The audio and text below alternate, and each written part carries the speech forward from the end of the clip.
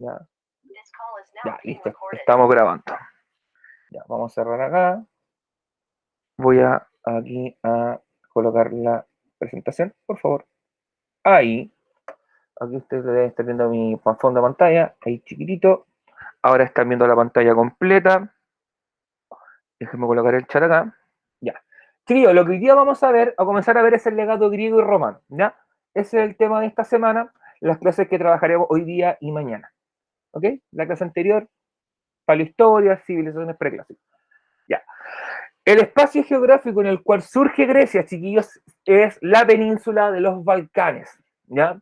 Los Balcanes es una zona que tiene una geografía accidentada, es decir, tiene muchas formaciones geográficas diferentes.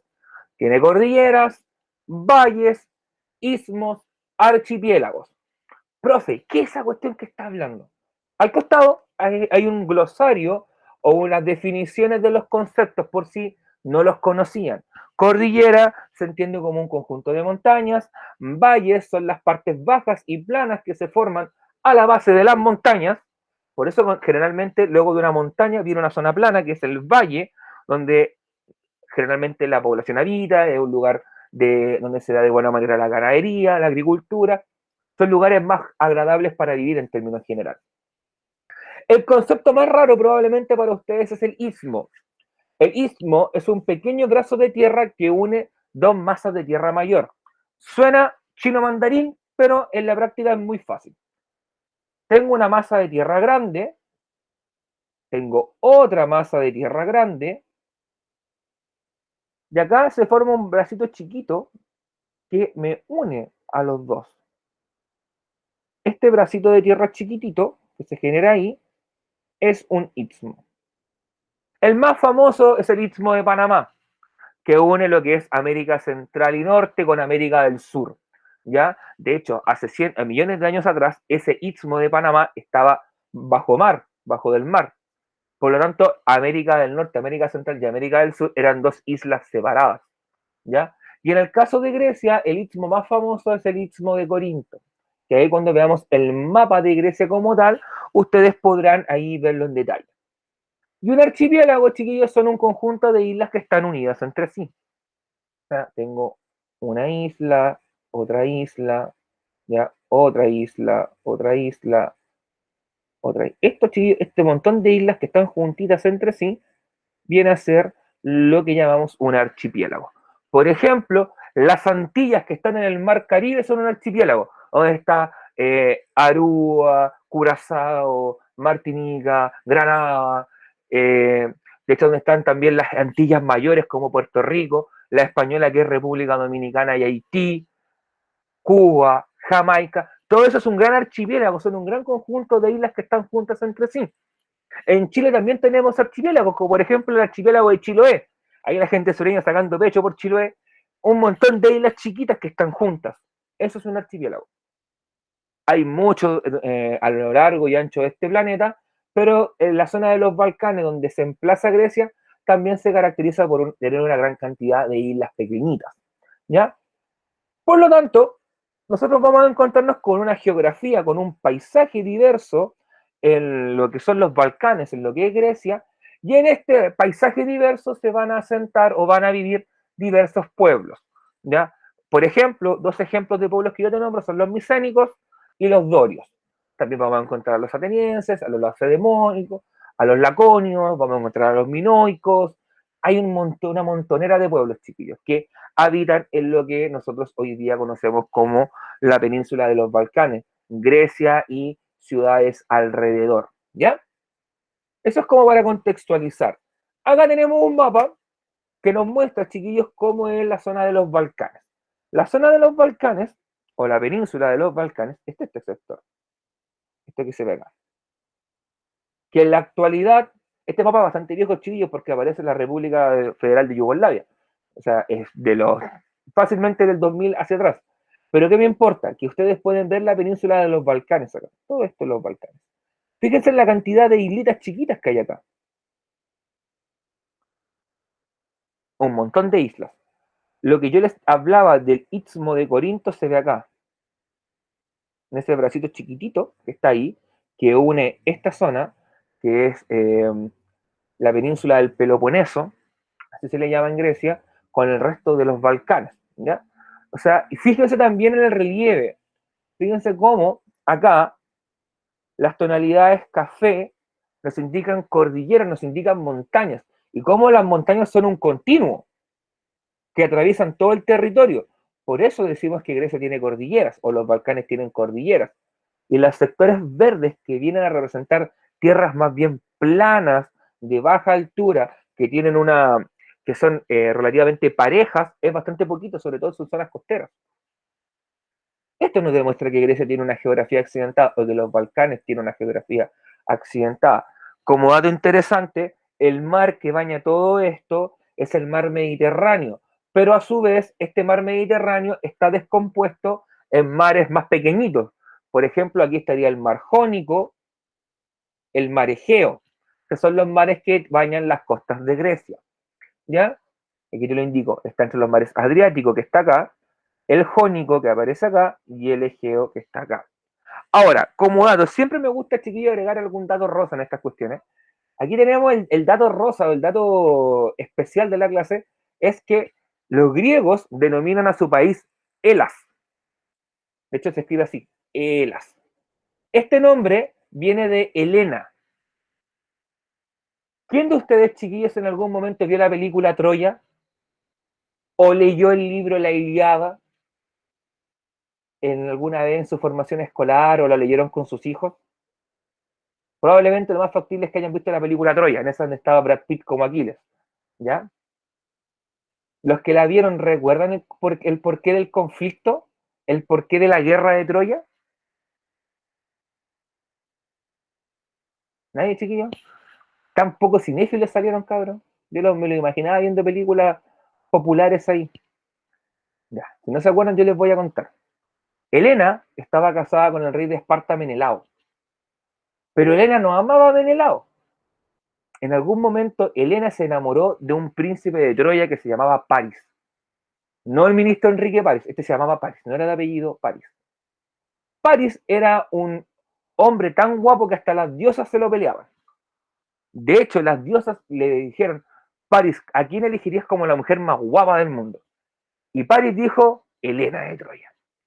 Se enamoraron, Helena se arrancó con París, es decir, le puso el gorro al pobre Menelao.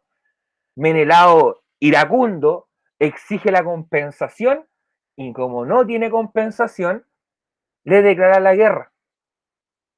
Y a Menelao lo secundan todos los reyes que vivían en Grecia, en la zona de los Balcanes. Y fue la primera vez que los pueblos que habitaban en los Balcanes, los pueblos que conformaban el mundo griego, se unieron en una causa en común, lograron un sentido de unidad. Y esta unidad fue para recuperar a una mujer. Y es así como surge el nombre de Grecia.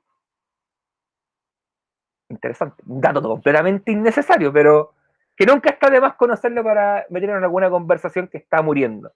¿Ya? Pero ahí está, chiquillo, explicado el porqué del nombre Grecia. Viene de Elas. De hecho, los griegos todavía se llaman Elas. En los griegos, Grecia en griegos, Elas. Bien, vamos ahora a entrar ya en contenido como tal. Yo creo que no, ni libros ni películas. Pucha, chiquilla, por Dios. Ya, bueno, vamos a pasar ahora a hablar de la evolución que han tenido los pueblos griegos a lo largo de la historia. Vamos a partir con el primer pueblo griego del cual se tiene registro, que son los minoicos. Los minoicos habitaban la isla de Creta, una isla que está al sur de la península de los Balcanes. ¿Ya? Y de hecho su nombre de minoico también tiene un origen en los mitos griegos, que es el mito del rey Minos. Si no ubicaban, ¿alguno de ustedes, chiquillos, ubica el mito del rey Minos? ¿O ha escuchado hablar del rey Minos en alguna historia por ahí, en algún libro lo habrá leído? Probablemente no. Probablemente no, chiquillos, pero el rey Minos era un rey cretense que recibió un don de los dioses. Y este don era convertir en oro todo lo que tocaba. Suena bacán, o sea, toco papel higiénico y lo convierto en oro, lo vendo en oro. ¿Ya? Pero ¿cómo me alimento? Si no puedo tocar ningún alimento porque todo se convierte en oro. ¿Cómo puedo abrazar a mis seres queridos si todo se convierte en oro? La enseñanza que te deja ese mito es que en el fondo el dinero no lo es todo en la vida. Hay cosas más importantes que el dinero. Y también de Minos viene Minotauro, que probablemente le suena un poquito más como ese ser mitológico que tenía, era mitad hombre, mitad toro. Que de hecho la historia de cómo nace el Minotauro chiquillo es bastante fuerte, por decirlo de una manera sutil. Así que no la voy a comentar en esta clase. Pero es bastante turbia. ¿Ya? El punto es que los minoicos tienen esos orígenes mitológicos, ¿ya? Y habitaban en la isla de Creta.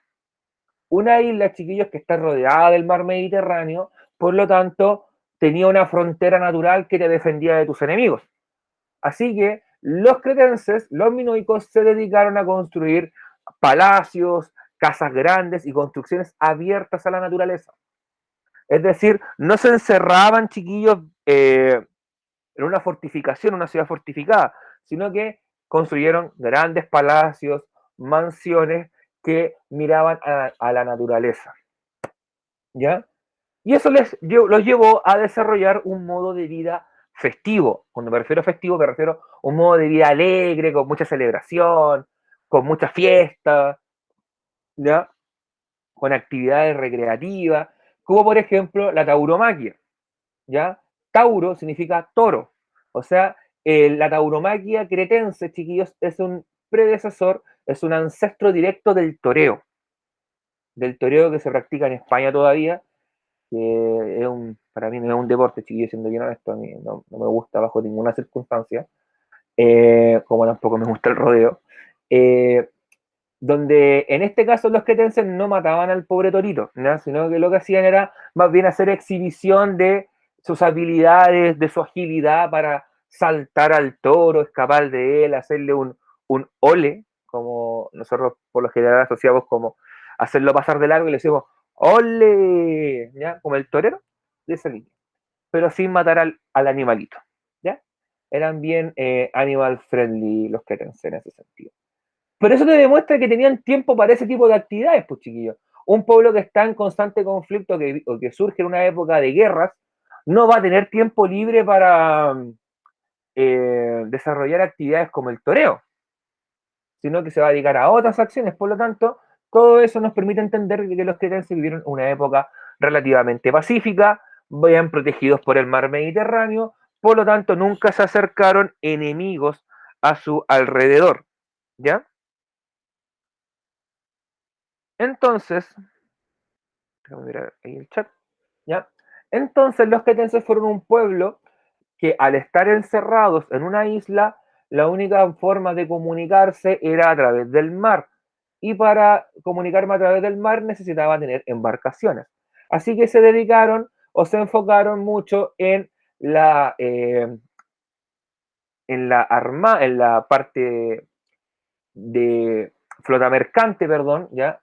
Mucho comercio con los pueblos vecinos, comerciaban prácticamente con todo el Mediterráneo oriental, con toda la parte este del mar Mediterráneo, ¿ya? Además, como medio de defensa, tenían una armada, tenían una flota militar bastante importante que les permitía protegerse de sus enemigos, porque al ser una isla, si yo puedo hundir el barco que trae enemigos, no tengo que preocuparme de tener un ejército en tierra firme, ¿ya? O sea, dentro de la isla como tal. Así que en el fondo los cretenses fueron un pueblo que principalmente se dedicó al comercio, de hecho desarrollaron una forma de gobierno que tenía como eje central, chiquillos, el desarrollo del comercio y la actividad marítima, que se llama talasocracia. De hecho que está definida acá arribita. Dice talasocracia, forma de gobierno donde el poder de un pueblo radica en el mar, el comercio y su flota.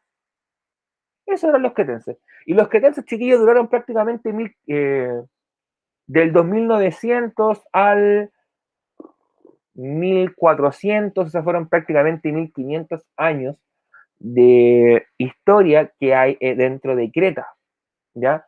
En las fechas de su ocaso, de su caída como una civilización eh, clave para entender el mundo griego, se explica en gran parte por un gran cataclismo que ocurre en el mar Mediterráneo oriental, aproximadamente entre el 1600 y el 1400 de nuestra era, que fue una gran erupción que afectó a un volcán que se encontraba en una de las islas griegas, que generó un cataclismo, un megaterremoto, chiquillos, que probablemente acabó con gran parte de la civilización cretense. Aquí tenemos un mapa de la isla de Creta, un mapa bien detallado. De hecho, aquí ustedes pueden ver en la leyenda o simbología que aparecen indicados con colores los sitios palaciales, es decir, donde se encontraban los palacios, como por ejemplo el de Nosos, que es el más famoso. Hay sitios secundarios, que son otras construcciones relevantes. Tenemos asentamientos, o sea, lugares donde habitó gente, donde había una población estable, grutas sagradas y santuarios de montaña. Aquí nos vamos a detener un poquito porque los griegos, como pueblos, tenían una característica bien interesante, que es el que creían en las adivinación, que en el fondo ellos le llamaban los augurios y los oráculos, ¿ya? De hecho, parte importante de la historia de Grecia está radicada en su cultura, en su mitología, en su religiosidad, ¿ya? Los griegos creían en el oráculo. El oráculo que hacía te daba una predicción con un lenguaje bien críptico, bien indirecto, en el cual te daba a entender una acción o un mensaje. Te decía, ten cuidado con esto, no realices esto, o el augurio dice que es mejor que no emprendas un viaje, sino que te quedes en tu casa, porque te pueden pasar malas cosas, por ejemplo. ¿Ya? Y los augurios tenían que ver con observación de aves. Cuando eh, estos místicos, por darle un nombre, observaban el comportamiento de las aves, podían indicarte si venía una época de bonanza, si venía una época de escasez, una época de lluvias, si era indicado quizá emprender una campaña militar o no. ¿Ya? Así que de eso dependía.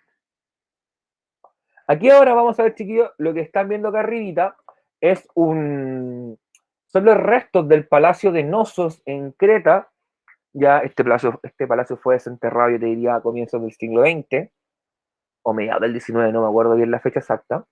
Pero lo interesante que tiene es que, fíjense, tiene un mural con peces, en el fondo, dándote a entender la importancia que tenía el mar para este pueblo, porque en el fondo vivían del mar.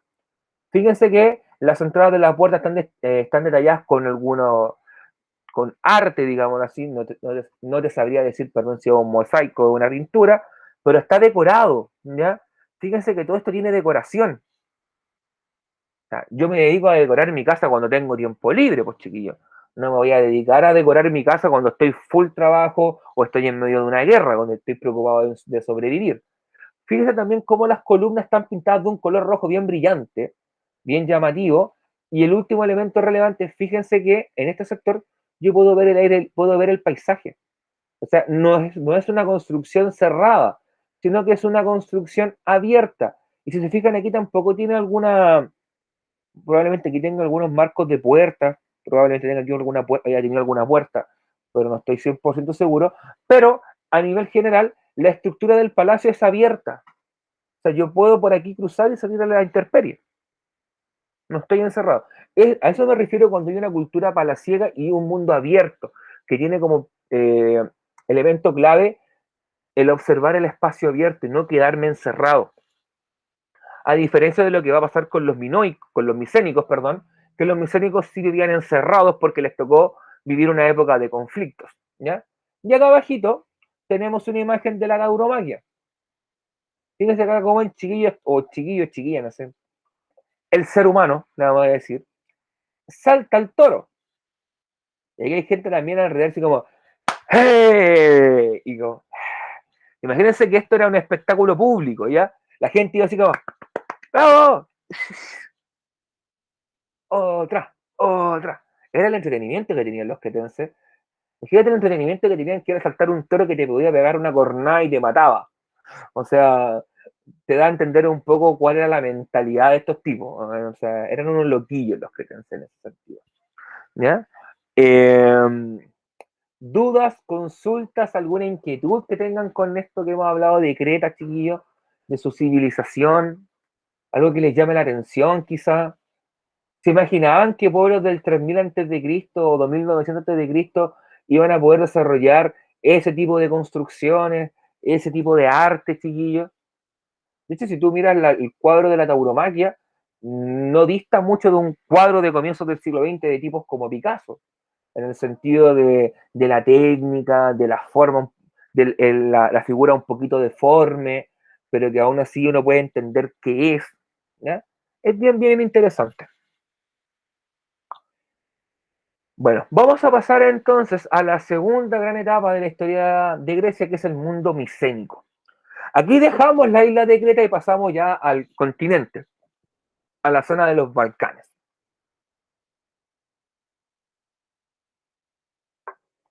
¿Ya?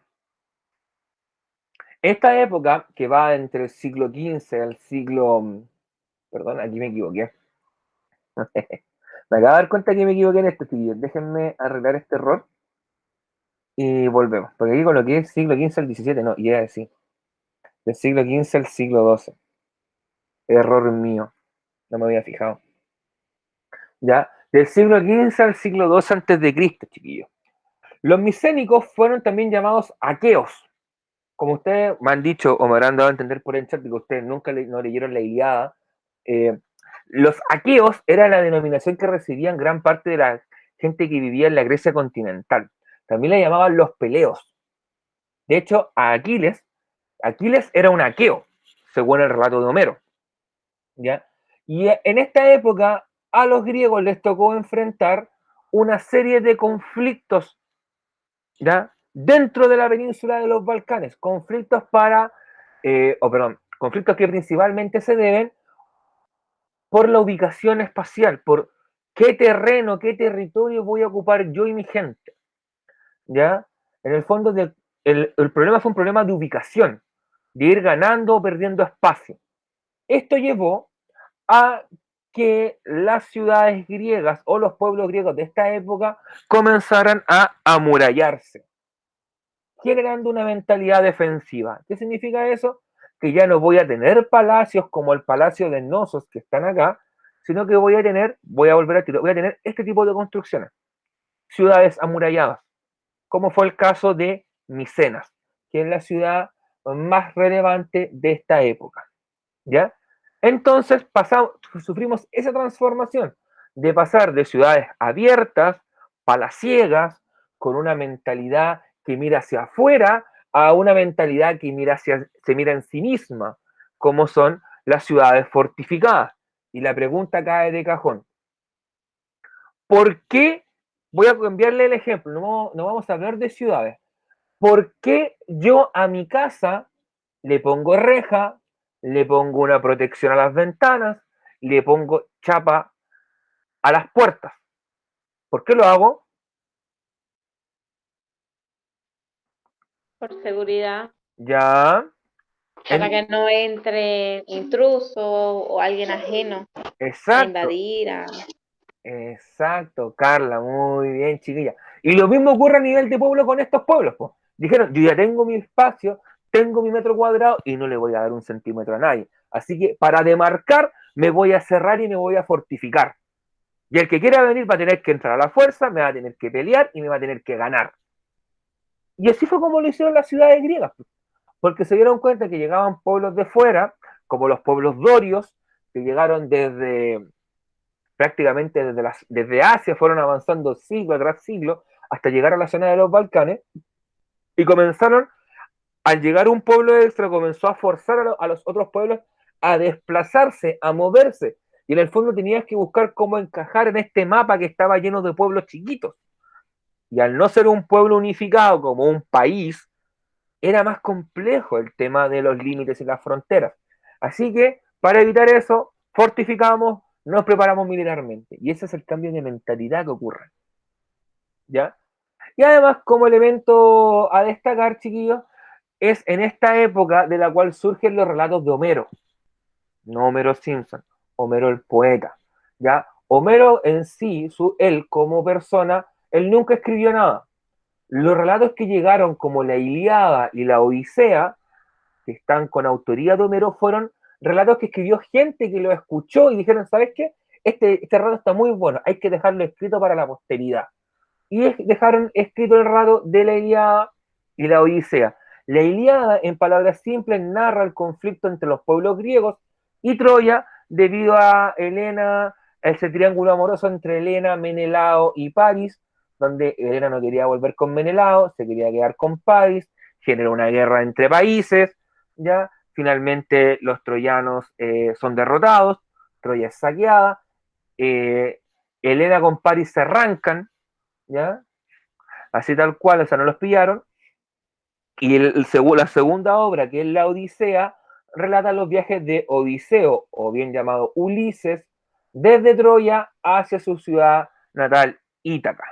¿Ya? Probablemente ustedes conozcan a otros personajes de esta obra como Penélope, ¿ya? Que de hecho la canción Penélope de Joan Manuel Serrat, que después hace un cover Diego Torres, habla de esa historia, o de esa figura, porque Penélope dijo que iba a esperar a Ulises hasta que terminara un tejido. ¿Ya? Y ella cada noche que avanzaba el tejido, en la noche lo deshacía para esperarlo, porque todos los hombres se querían casar con ella. Hasta que al final Ulises se demoró como 10 años en volver, porque los dioses le jugaron las mil y una jugarretas para que no volviera, tan simplemente porque a Ulises no quiso hacer el sacrificio de los dioses antes de volver. Y así fue como ocurre todo el viaje de Ulises, se pierde, llega con Sir, se vuelve, cuando llega disfrazado como de un anciano, el único que lo reconoce es su perro muere cuando le mueve la cola porque estaba tan viejito y cansado que en su último esfuerzo lo reconoció y le movió la cola. Hay una serie de historias del tema. Pero esas historias que narra Homero son de esta época. De hecho, son de los primeros registros que tenemos de la literatura griega. Ahora ahí tenemos las imágenes, chiquillos. Yo les había hablado un poquito de lo que es Micenas, ya esa imagen es de la ciudad amurallada de Micenas. Fíjense que la única entrada que tenía al pueblo era esa pequeña puerta que probablemente estaba hiper mega fortificada, y no tengo más espacio. De hecho, si ustedes miran, es roca, roca, roca, y tiene una imagen de unos leones en esta parte superior, y es, por eso a esta puerta se le dio el nombre de la Puerta de los Leones, de Micenas, lo cual te muestra esta mentalidad defensiva que tenían.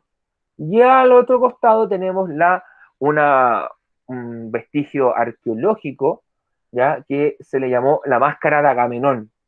Agamenón era el rey de Micenas en el relato de la Ilíada.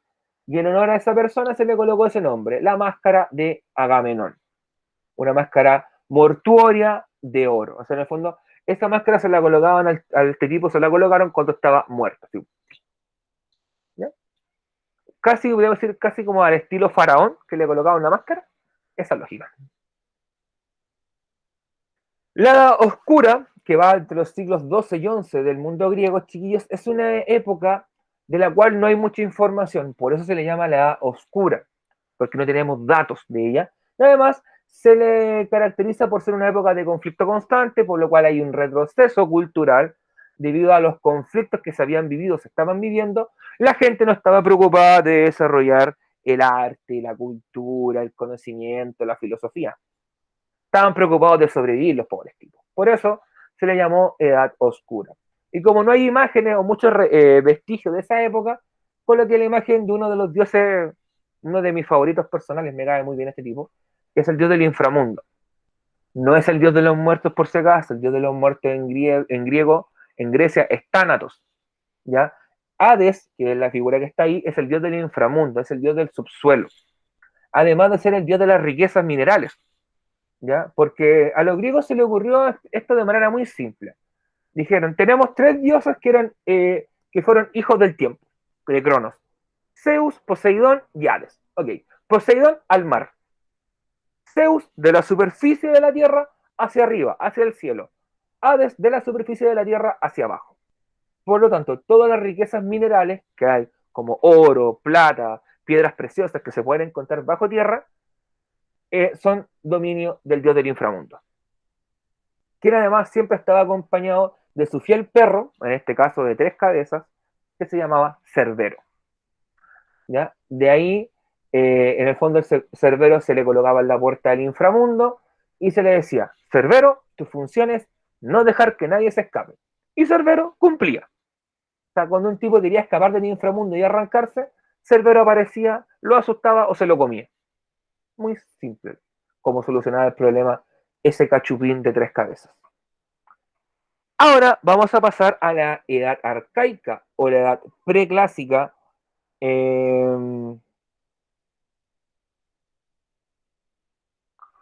¿Ya? En esta época arcaica o preclásica, chiquillos, surgen las ciudades-estado o polis, ¿ya? Las ciudades-estado, imagínenselo como una ciudad, como un municipio, ¿ya? Como una comuna, pero que actúa en forma independiente y que no tiene, en el fondo, que seguir alguna ley fuera de la que ellos proponen, ¿ya? Esa es la característica que tienen las ciudades-estado, que son independientes al momento de proponer leyes y de elegir autoridades. Nadie les impone nada. ¿Ya? Y esta idea, chiquillos, va a prevalecer durante gran parte de la historia de Grecia hasta que lleguemos al final de la historia de Grecia. Va a prevalecer. ¿Ya? Por lo tanto, nos vamos a encontrar con ciudades-estado muy diferentes unas de otras. Y el ejemplo más claro de esta diferencia termina siendo Esparta con Atenas, ¿ya? Están nombradas acá abajito. En el caso de Atenas, fue una ciudad-estado que se dedicó principalmente al comercio, ¿ya? Por lo cual tenía una flota, una armada bastante considerable. También se dedicaron bastante a la política, a la diplomacia. De hecho, es en Atenas donde surge la idea de democracia que llegó a nuestros días. Por lo tanto, tenía un carácter muy distinto a lo que tenía Esparta, que Esparta era una ciudad-estado de corte más militar, centrada en formar un ejército fuerte, donde todo giraba en torno al ejército, desde la educación en la primera infancia, desde la formación de los niños, de las niñas. De hecho, llegaba a tal nivel de que ellos tenían un cierto grado de selección de los niños que eran aptos para sobrevivir en Esparta y cuáles no. Por ejemplo, si algún recién nacido presentaba alguna malformación, por ejemplo, que le faltara un brazo, una mano, una pierna, se le decía, este niño no es apto para vivir en Esparta, tiene que ser sacrificado. Y se le sacrificaba. Así de simple y así de cruel. Porque se entendía que el mundo al cual se iba a enfrentar esa persona era bastante complejo, era bastante difícil. ¿Ya? Pero dentro de todo ese carácter rudo y bastante cruel que tenía Esparta, tenía elementos chiquillos muy interesantes. Por ejemplo, eran mucho más equitativos en temas de género que en el caso de Atenas. En el caso de Esparta, la mujer recibía una educación bastante similar a la del hombre. De hecho, también la mujer estaba educada con una lógica militar. De hecho, se le enseñaba a combatir, a defenderse, al manejo de armas. Ya era porque se entendía que en algún momento ellas quizá también iban a tener que defender la tierra, defender Esparta. En el caso de Atenas, eso no ocurría así y de hecho en Atenas existía una discriminación bastante considerable, chiquillos, con las mujeres. De hecho, en toda Grecia, eh, la discriminación contra las mujeres era bastante, bastante importante. De hecho, a la mujer siempre se le consideró en el mundo griego como un ciudadano de segundo orden, donde su principal función en la sociedad era la procreación. Así lo veían los griegos, chiquillos. Y por lo tanto, ellos entendían que el amor se tenía que dar entre iguales. Y como el hombre y la mujer no son iguales, yo como hombre debía buscar el amor en un igual, por lo tanto, en otro hombre. De ahí viene este concepto de la homosexualidad cultural que tienen los griegos, o que siempre se le ha asociado al pueblo griego, ¿ya? Porque viene desde esa lógica, chiquillos. Desde la lógica que ellos entienden que entre hombre y mujer no puede existir un amor en igualdad de condiciones. Si no es tan al lote el tema de la homosexualidad cultural en el mundo griego, tiene su fundamento, tiene su razonamiento. De hecho, el concepto del amor platónico, que nosotros asociamos por lo general como ese amor inalcanzable, que quizá cuando éramos más chicos podía ser un artista, un famoso, no sé, un actor, una actriz. En el mundo griego este concepto se entiende como el amor o la admiración hacia otra persona, ¿ya? Que hay una cierta diferencia quizá de edad, de rango, de condición social, ¿ya? Por ejemplo. Entonces tenemos esas diferencias entre ciudad y estado, que lo cual hace que la realidad en Grecia sea muy, muy diversa, sea muy difícil también llegar a consensos, llegar en el fondo a acuerdos. Eso en cuanto a las polis. Al mismo tiempo, en Grecia se está viviendo un crecimiento de población importante que llega a tal nivel que los griegos tienen que comenzar a buscar un nuevo hogar e irse de su ciudad natal. Tienen que en el fondo buscar colonizar un nuevo sector, un nuevo territorio, porque ya en su ciudad, en su polis, no da para vivir. Entonces comienza un proceso de colonización o migración griega por todo el mar Mediterráneo y por el mar Negro, lo que se llamó las épocas de las apoiquías o colonias griegas. Aquí está apoiquía, colonia. ¿Ya?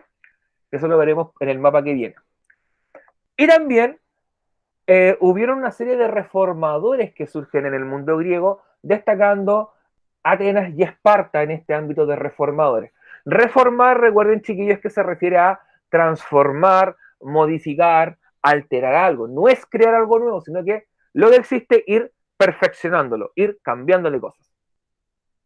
Es así como en Atenas surgen tres grandes reformadores, Dracón, Solón y Clístenes, que lo que hacen es ir reformando el sistema judicial, el sistema administrativo de Atenas, para dejarlo listo, queda listo para el surgimiento de la democracia. De hecho, la democracia en Atenas no habría surgido si no hubiesen existido antes estos reformadores que ayudaron a ir modificando las normas, leyes y cómo se va a distribuir la población en Atenas. Y en el caso de Esparta, Licurgo lo que hace es profundizar las reformas militares que tiene Esparta. Eso es lo que me importa que conozcan a nivel general, ¿ya? Y aquí viene un mapa que les va a mostrar a ustedes, chiquillos, las áreas de influencia que tuvieron las Grecia a nivel de colonización. Es decir, hacia dónde se dirigieron los griegos cuando esta zona que está acá, esta zona quedó colapsada de gente. ¿Ya? De hecho, como ustedes pueden observar en el mapa, esta es la zona original de donde sale Grecia. ¿Ya? Y cuando esta zona se comenzó a llenar, comenzaron a migrar. Primero migraron acá. Y después comenzaron a expandirse por todo el Mar Negro y por todo el Mediterráneo. Y así fue, chiquillos, como los griegos colonizaron desde España hasta Ucrania. Porque esto que está acá, esto pertenece, bueno, hoy día está en disputa entre Rusia y Ucrania, pero es parte de lo que originalmente le corresponde a Ucrania. ¿Ya? Fíjense que en el fondo Grecia lo que hizo fue expandirse, y cuando se expandían los griegos, llevaban su cultura, sus costumbres, su religión, su lenguaje, sus prácticas. Y esas prácticas se fueron expandiendo por toda Europa. ¿Ya? Es por eso, chiquillos, que nosotros en lugares tan quizás extraños como Ucrania, Egipto, España, Francia, encontramos restos griegos, porque los griegos colonizaron esos lugares, vivieron ahí por mucho tiempo y también llevaron sus costumbres. De hecho, podemos encontrar templos religiosos, vasijas griegas, quizás textos que están escritos en griego desde esa época. O sea, fue, chiquillos, de verdad, un proceso que duró aproximadamente 200 años, este proceso de migración, de colonización que llevaron a cabo los griegos. ¿Ya? Ya hemos llegado a la Grecia clásica, ¿ya? A la época clásica de Grecia, que es la época en la cual nos vamos a enfocar específicamente en Atenas y en la idea de democracia.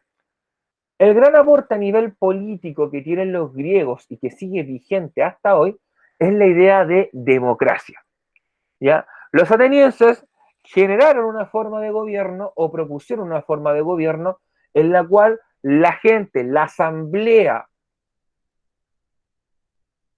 que en griego es eclesia, de ahí viene iglesia, ¿ya? Esta asamblea era quien tendría el poder de escoger las autoridades, de escoger quién iba a gobernar Atenas, quién iba a ser el comandante en jefe del ejército ateniense, quiénes iban a ser los consejeros del gobernante. Todo eso lo decidía la gente, y la decidía en la asamblea, y la asamblea se juntaba en la plaza pública, que llamaban los griegos el ágora, la plaza, ¿ya? Ahí se juntaban debatían, conversaban y votaban. ¿Y cómo votaban? Votaban con unas cuentas. Y yo tengo un dulce viejo, se me cayó el dulce, no importa. Vamos a ocupar esta moneda. Yo tenía dos monedas y cada una indicaba, por ejemplo, si estaba a favor o en contra de algo. Yo al momento de votar me acercaba a una urna que había una ánfora, una vasija, y supongamos que yo estaba a favor. Iba con mis monedas y al momento de llegar yo elegía qué moneda iba a votar, a favor o en contra, metía mi mano en el ánfora y dejaba caer mi moneda. Y nadie sabía por qué yo había votado. El voto era secreto y yo indicaba mi elección. De esa manera votaban los atenienses. Y eso en el fondo permitió que llegara gente que nunca quizá habría llegado al poder, o quizá que nunca habría tenido la oportunidad de participar y de ser escuchados. ¿Ya? Por eso es tan importante, chiquillos, esta idea de democracia que nos dejan los atenienses. Lo que sí hay que decir es que la democracia ateniense era diferente a la democracia actual, porque la democracia en Atenas era censitaria. Existían ciertas limitantes para votar. Por ejemplo, no podían votar las mujeres, solamente podían votar los varones que supieran leer y escribir, que tuvieran la capacidad de leer y escribir, que tuvieran un esclavo, que tuvieran una propiedad, entre tantos otros elementos. O sea, se establecían ciertos requisitos para poder votar. No es como hoy en día que cualquier persona que tenga la nacionalidad chilena, que sea mayor de edad y no haya sido condenado a cárcel, puede ir a votar, siendo hombre, mujer, analfabeto, con un doctorado, profesor, abogado, ingeniero, educadora diferencial, asistente o trabajadora social, está lo mismo. ¿Ya? Eso en el fondo te marca una diferencia muy relevante, chiquillos. Y ese caso único en el mundo griego senta en el fondo o deja las bases para nuestro desarrollo actual. ¿Ya?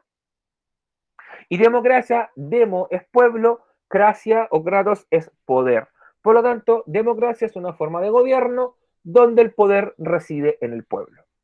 ¿Ya? Y por último, aquí está el legado cultural de los griegos, chiquillos. Esto es un resumen de algunos aspectos clave del legado cultural griego. En el arte, la escultura griega, como pueden ver en el ejemplo de la imagen, es bastante realista. Se fijan en detalles como si el cabello es ondulado, es liso, si tiene barba, qué tipo de barba tiene. La ropa, fíjense que tiene pliegues, en el fondo marcando los pliegues que se le hacen uno en la ropa. O sea, buscando representar la realidad de la forma más detallada posible. ¿Ya? A nivel de arquitectura, los templos griegos, con el uso de columnas, siguen siendo un referente para construcción en el día de hoy. De hecho, muchos edificios públicos, sobre todo de carácter político, siguen teniendo el uso de columnas en las entradas, un elemento característico de la arquitectura griega. Las vasijas griegas tenían diseños donde narraban pasajes de héroes, de la historia de los dioses, o sea, tienen un legado importante. Y en la literatura, es decir, destaca la tragedia griega. La tragedia, chiquillos, era una obra de teatro la cual siempre tenía un final triste, ¿ya? Con un mensaje clave, fundamental, que es nada ni nadie puede ir en contra de la voluntad de los dioses. Ese es el mensaje de la tragedia griega. Nadie puede ir en contra del destino. Si el destino dice que tienes que matar a alguien, lo vas a terminar matando. Si el destino dice que tienes que morir, vas a terminar muriendo. Eso es lo que nos indica, chiquillos, la tragedia griega, que es una expresión clave de la literatura griega. A nivel del conocimiento, chiquillos, tenemos áreas como la filosofía, la física, la geometría, la historia, y por último está un modo de entender el mundo completamente diferente, que es el antropocentrismo. El antropocentrismo, chiquillos, en palabras simples, lo que quiere decir es que todo debe ser pensado en una escala humana, ¿ya? La explicación de los fenómenos naturales, de los fenómenos que ocurren en nuestro cuerpo, de las construcciones, de cómo se hace una casa, todo tiene que ser pensado en escala humana. Si construye una casa, esta casa tiene que ser construida según los estándares de una persona humana. O sea, considerando la altura de las puertas, la altura de la casa, las dimensiones de esto. Y a nivel de política, destacan las formas de gobierno como la monarquía, la aristocracia, la democracia y toda la teoría que surge tras ellas, que eso probablemente lo vamos a desarrollar con más detalle cuando hablemos de formación ciudadana. ¿Ya? Chiquillos, ¿dudas, consultas que tengan sobre esto? antes de avanzar a la pregunta esencial para que la puedan conocer.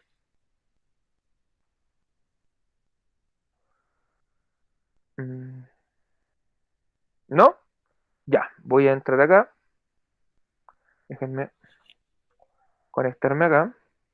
Ya, les voy a mostrar ahora, chiquillos, automáticamente la pregunta esencial. Voy a descartar los cambios que hice con el lápiz. Y vamos a ver la pregunta esencial acá. La pregunta esencial dice, elabora un cuadro comparativo entre los legados griego y romano. Esa es la pregunta esencial que tienen que responder, chiquillos. ¿Ya? Para eso, apóyense fundamentalmente en la materia. No busquen tanta información en internet que van a encontrar demasiada información que les va a hacer una tarea gigantesca. Por lo tanto, lo que yo les recomiendo es que ustedes, chiquillos, busquen, más que nada, los apuntes, las respuestas. De hecho, dice legado cultural griego y en la próxima clase veremos el legado cultural romano. Si quieren responder estos chiquillos antes, no tengo ningún problema que ustedes lo puedan hacer. ¿Ya? Déjenme detener esto. No tengo ningún problema que lo puedan revisar, chiquillos, y lo puedan subir a Classroom o si no tienen, chiquillos, acceso a Classroom,